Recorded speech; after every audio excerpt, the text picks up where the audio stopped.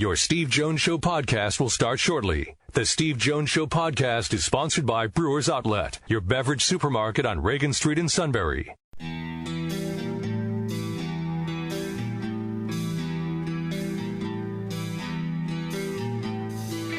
Sports talk where your voice counts. This is the Steve Jones Show on News Radio 1070 WKOK. Now from the Sunbury Motors Studio, here's Steve Jones. I always love when I read certain things. This was put out by StateCollege.com. It says Penn State has lost 43 games over the past 7 seasons by 6 or fewer points. My first thought was, yeah, I know, I lived all of them.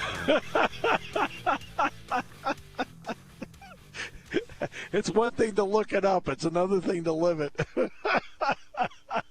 I can sit there and go through and go, oh, yeah. It's one thing to look it up. It's another thing to live it. Says Michael Shrewsbury's done a lot of good in his first year, but finding those 6 points is still the biggest challenge. Well, they won last night by 3, so they are now 5-7 this year in games decided by 5 points or less.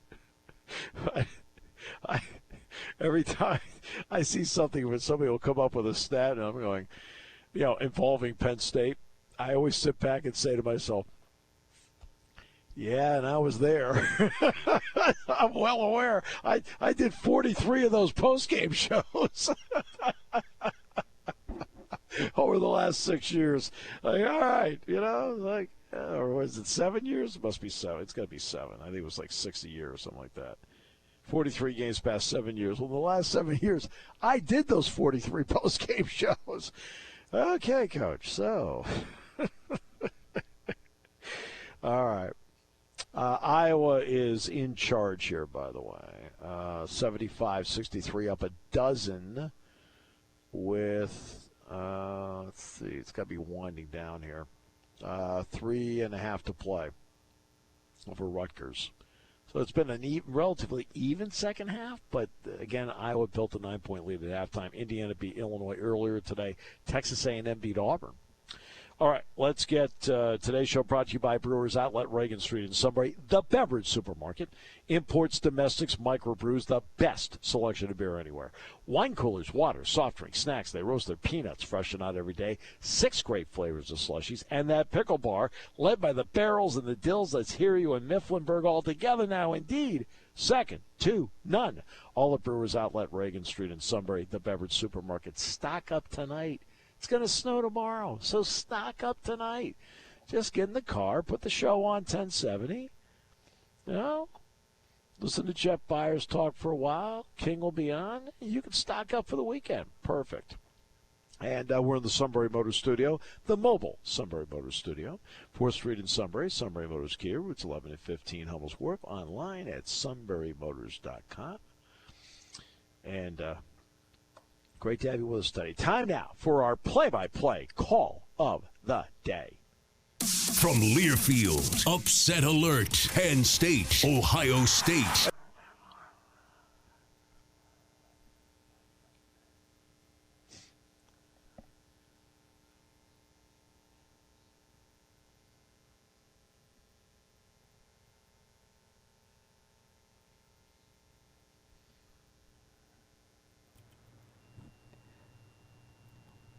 Well, that's the theme I was going for, but not the right one. Oh, okay. Hey, you're just as bad as James Harden was last night. You've been on a roll with this segment the last couple days. Because the problem is we have so many things saved in this system, or I'll save it as one thing, and then something, and it's another thing, but I don't realize that until right now. So. Whoops. Okay, well, let's. How about we do it later after Jeff, and okay, well, we'll go from there. Let's bring in Jeff Byers now, joining us to talk about the NCAA Wrestling Championships. Going to have Jeff back, by the way, on Wednesday as well. So this will be the first of 2 with Jeff. JB, great to have you with us. Always nice to be with you, Steve, and definitely looking forward to next week. Yeah, absolutely. Let's start with the Drew Hildebrandt situation. Cale Sanderson will not he'll make a comment when he feels it's necessary to make a comment. Hildebrandt seated 16th, so if he wins in his opener against the wrestler from Lehigh, he will then get Nick Suriano from Michigan, the number 1 seed right out of the gate. What was your thought, A, on the seeding and also what Cale said about it? Yeah, it is a little perplexing to me, Steve, how they're handling the seeding. And I just think you look at Drew Hildebrandt and Brady Berge as examples of how inconsistent they can be, because I think if you're looking at past success, right, Drew Hildebrandt should be seated higher. If you're saying the conference tournament isn't that important, overall in the seeding, then Drew Hildebrandt should be seated higher. If you're saying the conference tournament and the finish there is what's most important, then Brady Berge can't be a 16 seed. He finished third at the Big Ten tournament. So there's an inconsistency there, and it seems like Penn State, again, from the Penn State perspective, it feels like the Nittany Lions got the short end of the stick on both ends here with the Hildebrandt-Berge situation. And, yeah, I think, Drew, when you look at what he's achieved previously, I mean, he obviously had a poor weekend for whatever reason. He had a poor weekend at the Big Ten tournament, but I think you look at the consistency throughout the season, the only loss during the course of the season was by a riding time point to Suriano, beat everybody else he faced. It is a little perplexing to me in terms of, again, if the tournament is important or isn't important, fine, but make it consistent with, and it's not just Penn State. I mean, there's just other head scratchers here when you look at the seedings from one weight class to another. It seems like they're seeding more heavily on some things at some weight classes and differently at other weight classes, and I think that's the frustration. Again, not just for Cale Sanderson. I think it's the frustration for coaches in general in trying to figure out how this thing is managed, and I think also factors in with some of the medical forfeits that you're seeing throughout the postseason tournament, where in some cases these kids don't seem to be getting penalized at all for the lower finish because it was medical forfeits, and then in other cases you're seeing guys that seem to be getting penalized for taking an early exit. Well, this always comes back to what I'm talking about. I feel like in this era of analytics, we're losing people that have a feel for their respective sport. And I think that's where we're getting into trouble here. And I think I'm sensing in some ways, just a sense on my part, that there are people that are concerned about, that the people who are making decisions on seedings don't have the right feel for it. How about that? Yeah, and it's one of those things, Steve. It comes down, very simply. Do you actually think Drew Hildebrandt isn't one of the best 12 wrestlers throughout the course of this season or in the country going into the postseason tournament? And I don't think there's anybody out there who doesn't think Drew Hildebrandt. Now, he may not finish in the top 12, but there's nobody out there that doesn't think Drew Hildebrandt is one of the top 12 wrestlers in the country. And I think I would argue the same thing with Brady Berge. I really thought when we were looking at it coming out of the Big Ten tournament, I really thought the debate on Hildebrandt and Berge was kind of where in that 9 to 12 range they would end up. And to see both of them get 16, which is just not a spot you want to be, where obviously you're opposite the number 1 seed then in the second round, almost out of the gate. It's just a tough situation. But again, it's what Penn State's been dealt, and Penn State is not unique in this. Again, there's a lot of other head scratchers, I think, when it comes to the way this year's tournament is being seeded. 4 champions at the Big Ten. If you were to tell me going in that there'd be 4 champions, my assumption would be, Aaron Brooks is one of them. Who are the other 3? When you look back at his performance in the championship, which, let's face it, I could stay right. He'll avenge it in Detroit. But what wasn't quite there this time, and also credit to what was there for the other guy. Yeah, I think two things, Steve. One is I think you hit the nail on the head. Hats off to Miles Amin. I mean, this is an elite wrestler, right? You're talking about an Olympic bronze medalist. His only loss in the Olympic tournament was to some guy named David Taylor. So he's not a bad competitor. And he's been around a little while. He's got 3 years of collegiate experience over Aaron Brooks. So these are two really elite wrestlers. And I do think Miles Amin had a specific strategy and executed it very well this go-around with Brooks. I also did think Aaron Brooks, Steve, just kind of allowed Amin and the way it was being officiated to take him out of his game, and that's very atypical for Aaron. We've seen him make adjustments to tough calls and tough opponents, guys that have a specific strategy, and usually we see him by the third period kind of solve whatever it is that's being thrown his way and figure it out and prevail. And I thought, especially in the overtime period, Steve, he is usually really good, Aaron is, at just letting the match develop, like not forcing stuff. And it seemed to me that he almost got a little panicky and tried to force some things that weren't there out of the gate, and that's just, again, not something we're used to seeing. So I'll chalk it up to just a bit of an off day, and I was fortunate enough to ride back in the van with Aaron and Greg Kirkley coming back to the hotel before we headed out from Nebraska. And I can tell you Aaron's head is in a very good place. He is very much looking forward to having the opportunity to wrestle Amin again and just to wrestle again. And I think the NCAA tournament cannot get here soon enough for Aaron Brooks. So everyone learns something out of every experience, pro and con. There's probably some things he learned that happened to be good out of that match. What do you think he learned that he can apply as he now goes through step by step in Detroit? Yeah, I think that the two biggest things, Steve, is just stay on your game. I think he allowed himself to get taken out of his game a little bit. By both the way the bout was being officiated and by Amin and what he was trying to do. And if Aaron just stays with what he knows how to do well, he's going to be just fine.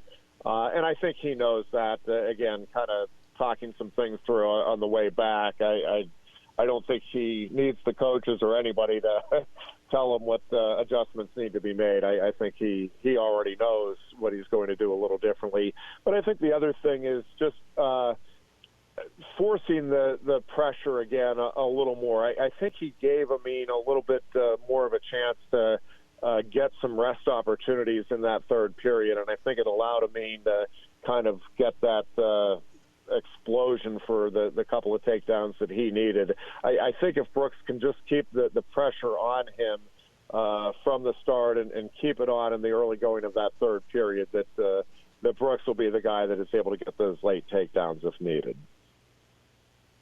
All right, so let's get to another part too. The scoring of it. If you wrestle in an opening round versus somebody gets a bye and you win, guy that wrestled gets a point or a part of a point. Okay, so in some ways, you get a bonus because you don't have to wrestle. That's one less. It's like playing on Wednesday night in the Big Ten tournament, but at the same time, the team gets penalized partially because you don't get the point for automatically moving through. Is this something you need to consider and think about? Is that something you need to think about and consider, especially when you have team races that are so tight? Yeah, I think it is, Steve, and what I would like to see, and I understand the thinking of, hey, let's reward these top two seeds at each weight class with the bye.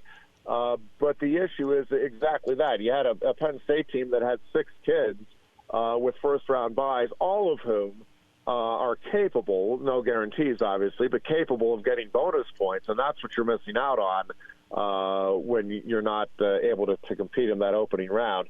And it's why I think a team like Penn State can be more dangerous at the NCAA tournament is, again, those top-end guys instead of getting the first-round buys, they have first-round opportunities to not just advance, but, again, pick up those bonus points. And I think, Penn State will be looking at all of those kids that ended up in the top three at the Big Tens to get bonus points in those first couple of rounds at the NCAA tournament. And, there was a long period of time when you had more pigtail bouts in some of the weight classes where it was at the NCAA tournament where it was just a random draw.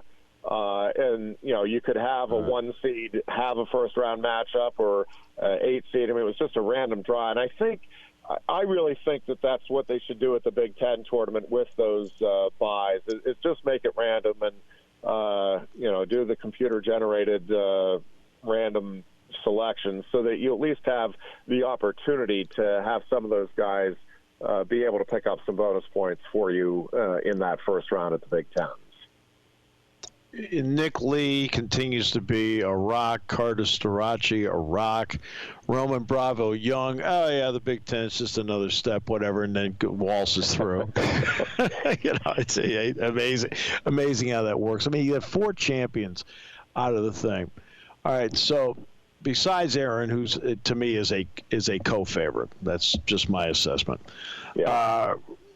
Give me a couple of guys that you think, based on seeding, based on matchup, based on bracket, that might be able to pick up some key points, even though they might not be a champion in the event.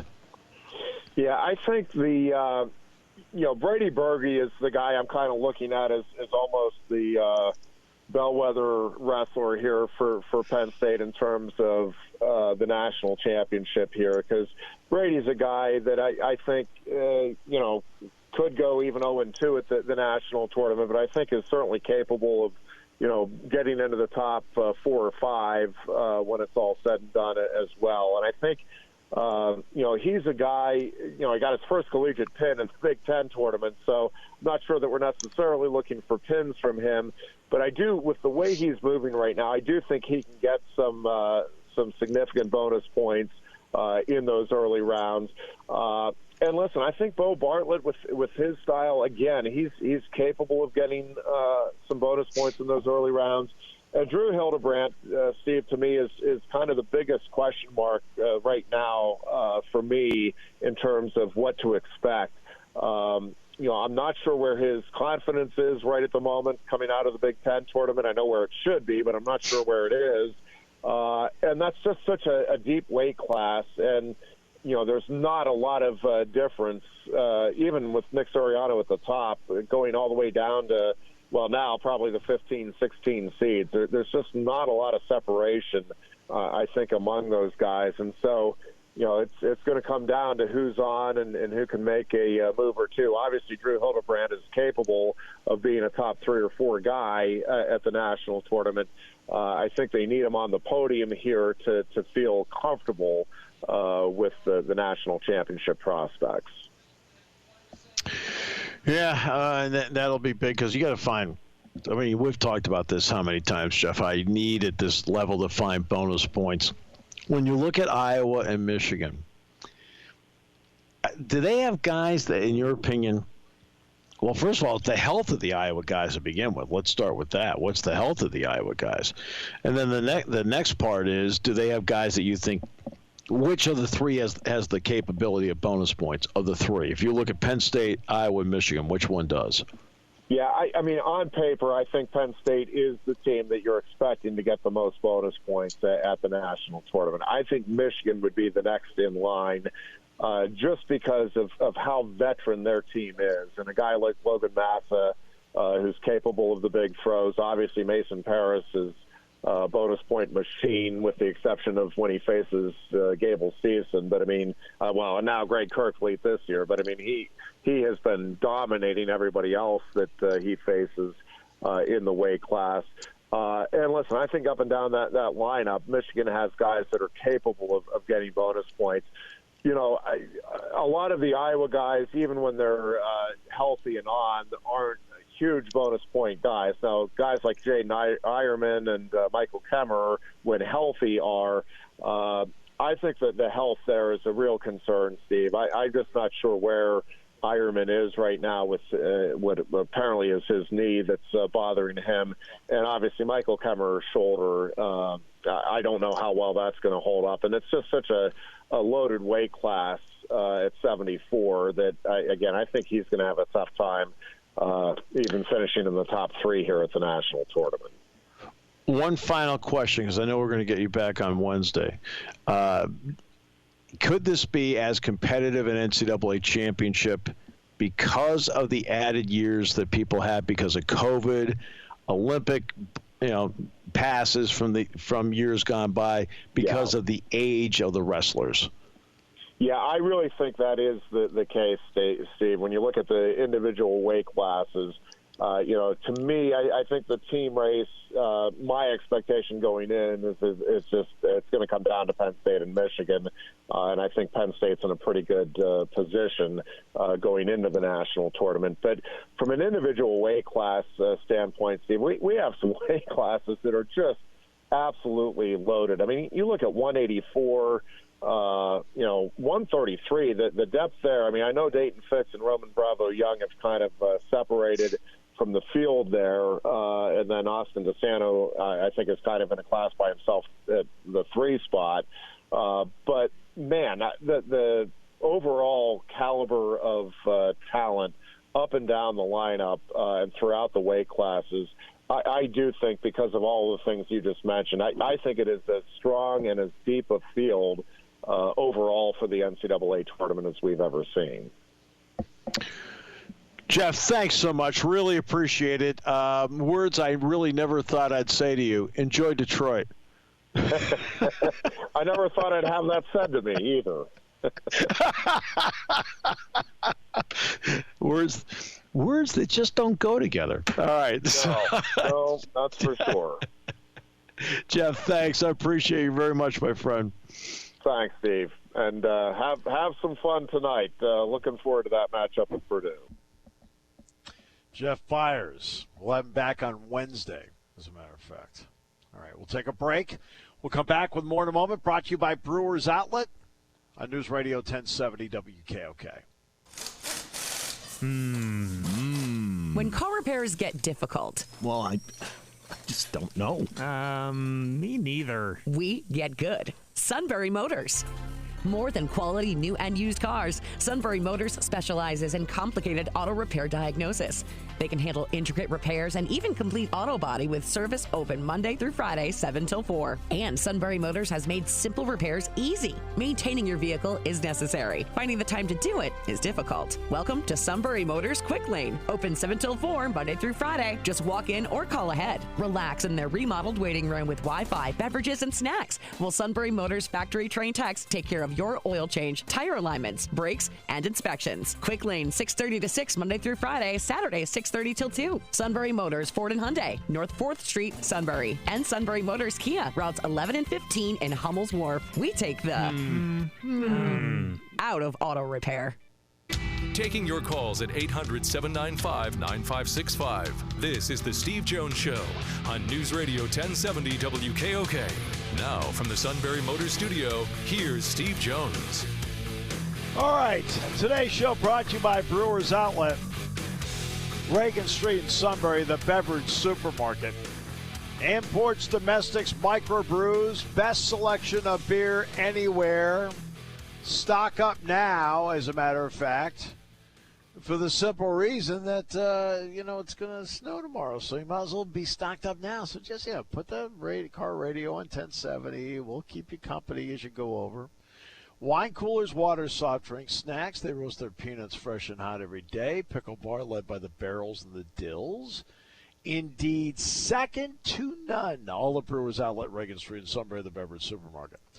And we're in the Sunbury Motors Studio, the mobile Sunbury Motors Studio here in Indianapolis. Sunbury Motors, 4th Street in Sunbury. Sunbury Motors Kia, routes 11 and 15, Hummel's Wharf, online at sunburymotors.com. Ladies and gentlemen, boys and girls, the King. King. Hi, guys. Oh, sold the house. Yay. There you go. All right. Get this. I go there Monday. Remember I told you they're taking pictures Monday. So I told the guy it was ready. You can take pictures, but I'm not done yet. I still got stuff I got to do. You know, like the door to the little TV room that used to be our bedroom, that was gone. Yep. So I had to get another door and cut it and fit it and all that. And so I went there Monday night. They took pictures at 11 o'clock. I'm there, and I was running late, so I picked up my phone, and I've got all these things because I was registered with a real estate company, all the showings, and they were showing the house in like 15 minutes. I'm like, holy crap, I'm not ready. I was almost had a meltdown right there. I said, you know, I didn't put the screens back on the door, nothing. I'm telling you, from Monday night until Wednesday at noontime, they showed the house 52 times. Oh, my. Yeah. So basically it was couples, so over 100 people. I told the guy, you need a food truck in the friggin' driveway. So then we got 9 offers that afternoon, and with 5 more people who were going to place an offer. So the real estate agent took it off the market. He said, we can't handle anymore here right now. And so they were all $25,000 above what we were asking. I'm like, are you kidding? We're sitting there with our jaws hanging down like, you got to be kidding me. We didn't even push anything. I said, the house isn't done yet. Now, you know, there's no door on the bedroom. They didn't care. Then one guy says, offered what we asked and said that he would pay $3,000 over the highest bid up to $340,000. I started laughing. I said, get out of town. He said, no, I'm serious. I said, no, you know, but it was an FHA loan. So we got somebody who gave us a good offer and said no inspection. That's cool. Wow. No inspection. They wanted it bad, and I had to let them know by 4 o'clock in the afternoon. So I called the wife, and we pulled the trigger. So they're legit. They've got the money, but they weren't going to mess around and wait around and get into a bidding war. So I was like, okay. So we'll see if it's all up and up. But they made an offer, and we accepted. So I got pictures. I'll send it to you guys so you can see the house. It doesn't look like anything we grew up in, put it that way. It's a lot different. But it's all white. Every room is white. That's good. Yeah. All the rooms are white. I put new railings in the basement, redid a lot of the basement, recarpeted the basement. There's no bling, you know. It's just a plain house. And I knew that it would go to somebody who lived in an apartment, because people who live in an apartment, it's a whole different world. You pull into a house and you now have a driveway, a garage. You can do your laundry in the house. You know, they're not concerned that the kitchen doesn't have granite counters. You know, they care less about that crap. And that's who bought the house. The guy's Army vet. So good. So there you go. I think we got a good buyer for the house. Great. A done deal. So, congratulations. Yeah, thanks. A lot of work, but it's done. Well, yeah. I'm going to finish everything this weekend. I'm not going to leave it. I could leave it the way it is. They're not even checking for termites. You know, mice, nothing. Wow. Yeah. Wow. Bought as is. They waived everything. I signed the contract. So I'm like, that is worth in itself a lot of money. The FHA loans, it's a federal loan, and the federal government demands a full inspection. I'd be putting a new roof on the house. I'd be doing all kinds of crap that would cost thousands. We've already dumped thousands of dollars into it. So, well, we didn't. It had nothing to do with termites, but we had the corner office at the station fumigated. Oh, my almighty! We had the shop here fumigated. There were mice everywhere. Helmar Wolf, the owner of the building, the secretaries were freaking out. I was feeding them ice. So, I didn't tell them that. So no, we had it fumigated for a different reason. All right, so. So Penn State had a big win last night, huh? Yeah, beat Ohio State, beat Minnesota the night before, so got Purdue tonight at 9. So. Does that set you up for an NIT bid? No, still 2 games under 500, still 14-16. What if you win the tournament? Go to the NCAAs automatically. Yeah, you got a shot. Why not? I'm playing well. Oh, hey, I mean, they won back-to-back games. Hey, I was walking back last night, and I said to somebody, they said, "What do you think?" I said, "This is tremendous." I said, "But when you start out now, the bracket broke the way I thought it might for Penn State. They're on the better side of the bracket, which really helps a lot. The problem is when you play in the opening round and you win 2. Okay, if you play and get the bye to Thursday, you win 2 games. Guess where you are? You're in the semifinals. If you win 2 games and you play in the opening night, you're only 40% through. Right. So it's more work. Fatigue starts setting in. I tell you, I'm a casual basketball fan, and obviously when March Madness, I'm like everybody. I'm watching all of it. What I noticed this morning while I was riding my little exercise bike, all the scores around the country, how close the games are. There's no blowouts. They're all close games, and it doesn't matter who the top seed is.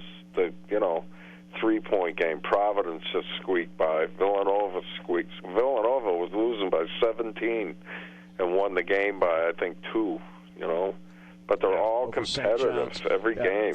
It's a good thing. Here's the reason why. Every college sport this year is really competitive across the board for the simple reason that everybody's older. What happened because of COVID is that a lot of players got bonus years.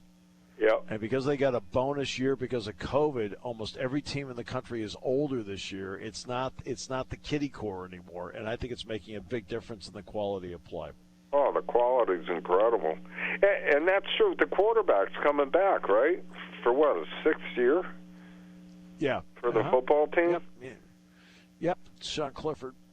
So, and that'll help out the 2 kids. They got 2 kids that they recruited in to go with a redshirt freshman. Yeah. And I think it helps them in terms of how do you go about your business at this level. But we'll talk more about that when that time comes up. We're going to take a break. We will come back with more in a moment. Great to have you with us today here in Indianapolis on News Radio 1070 WKOK, brought to you by Brewers Outlet.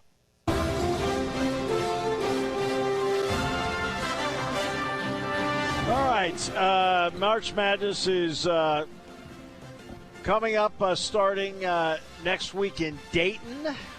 Conference tournament time this week. Matt's still bitter over Seth Curry dropping 24 on his former team last night. As I mentioned, I thought he was the key to the trade. Yeah, that hurt. But that was what hurt. You gave him up. What did I tell you when they traded him? Everything's Ben Simmons, Ben Simmons, Ben Simmons. Who did I say was watch out for which guy? Oh, yeah, Seth Curry. I know. Yeah, I know what they were giving up. Right, and it stunk last night. Are there 2 Seth Currys? There's Steph Curry. This is his brother. This is his brother, Seth. It's his brother? Yeah. Yes. Yeah, that's his brother. So, I mean, it's really cool. Like Steph and Seth. Like George what's Foreman really cool, with all his kids named George. Huh? Right. Well, you gotta love the Philadelphia fans. They booed vociferously Ben Simmons when he walked in, and at the end of the game, they were booing their own team. It really is just a fun atmosphere to be in. And it's good for the sport. It really is. I was watching those 3 guys on at ESPN in the morning, and they were so happy. The fighting and the, the, the players jawing at each other, and pretty good. Well, the Good for the Sixers-Nets sport. rivalry had already been heating up from past playoff series, but now it's taken another notch. But Been a while since the East had a rivalry. yeah. So. All right, well, here we go. We got some rivalries brewing here with championship week continuing. Going to start in the Big East. Creighton, Providence. Steve. I'll go with Providence. They're 11-2 in games decided by 5 points or less. I agree. I got Providence, too. King? I got Creighton. They're playing really good. Ooh. Providence is not playing its best ball of the year right now. Creighton And that's is true. very good. Creighton beat Somehow they UConn squeak last these week. things out. Yeah. And now is a quarterfinal, I believe, for the Big East. Now we go to the Big Ten, preceding Penn State and Purdue, Michigan State, and Wisconsin. King. I'm going to take Michigan State only because they are great in tournaments, but I don't know if they have the team this year to do it, but what the heck. I love the coach. So, Michigan State. Somehow, Wisconsin keeps winning. I know you said the same thing, Steve, but so I'm going to stick with the Badgers this time, and I'm sure that means they're going to lose tonight. But I'm picking the Badgers.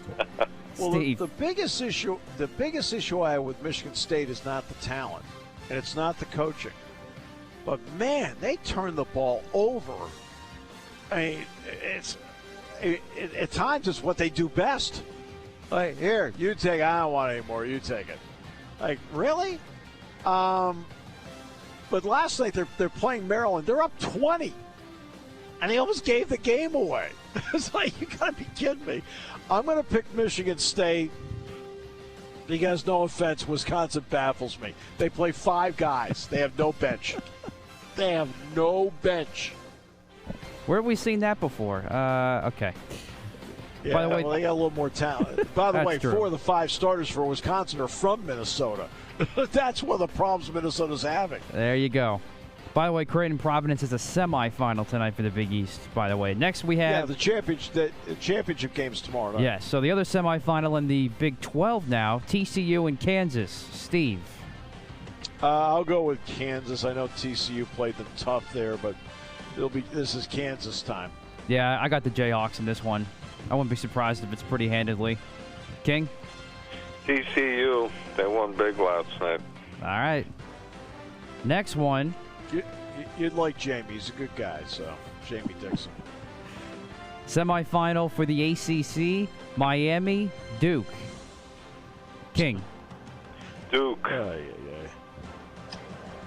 Steve.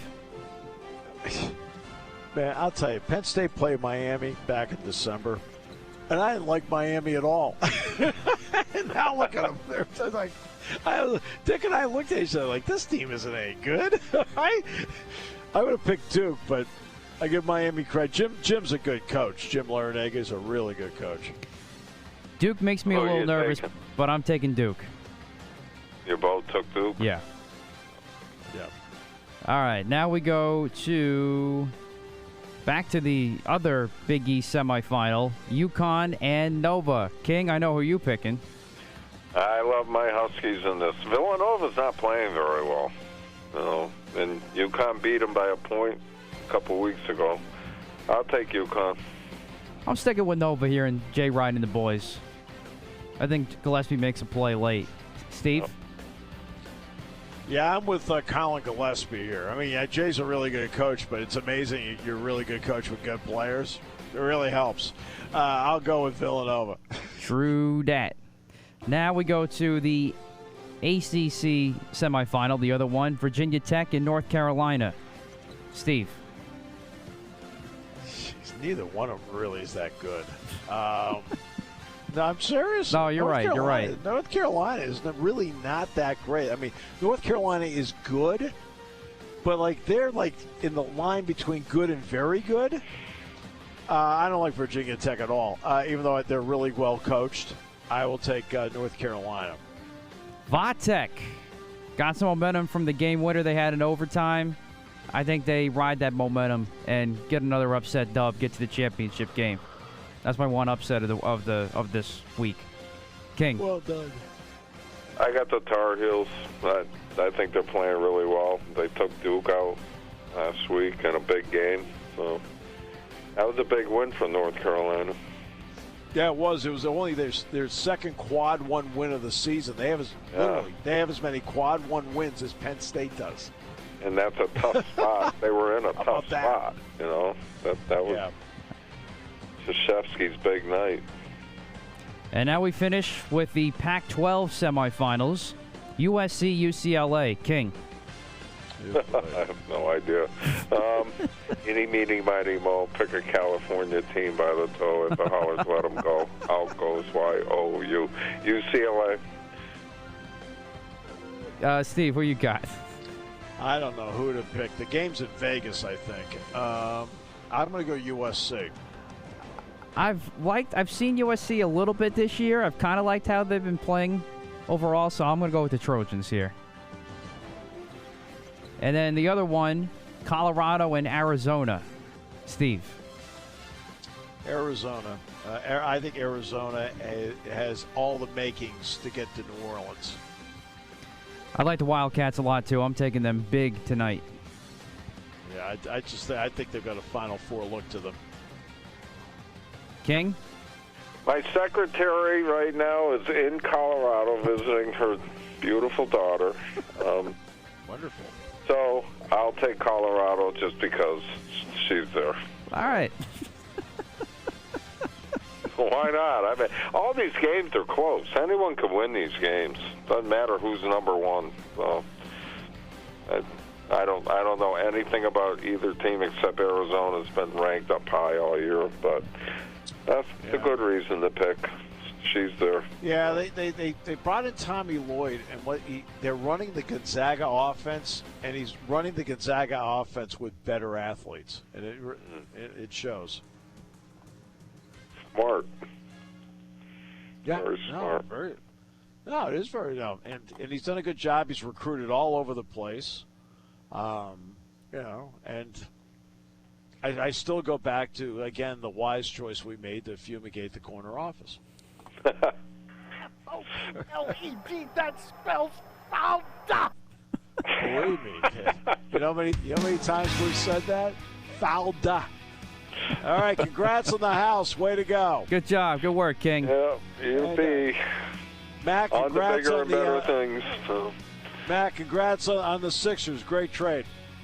Thank you. Ray Bucknell, baby. Go Broncos. Yeah, everybody's a Bronco fan now. They got Russell Wilson. Right? Russell Wilson. They can have him. The big offseason signing for the Eagles was a 90-year-old center.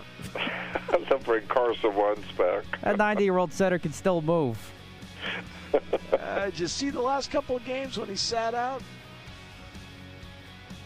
He can still move. We'll be all right. I like the Eagles. So. Hey, we got to do our brackets next week. We'll pick our Final Four along with whatever games are coming up next Friday. For Round sure, one. I love the brackets. That's fun time. So. Party time, game time, or just fun time. Doesn't matter what time it is, because it's Brewers Outlet time. The Beverage Supermarket has the area's largest beer selection. Imports, microbrews, ciders, and domestics. Pick from over 100 ice-cold 12-packs and dozens of 24-ounce singles. Soda, snacks, hot sauces, fresh roasted peanuts. Make it one-stop party shopping, and don't forget the pickle bar. So whatever you're celebrating or just doing it up, Brewers Outlet, Reagan Street, Sunbury wants to see you. And thank you for your years of patronage.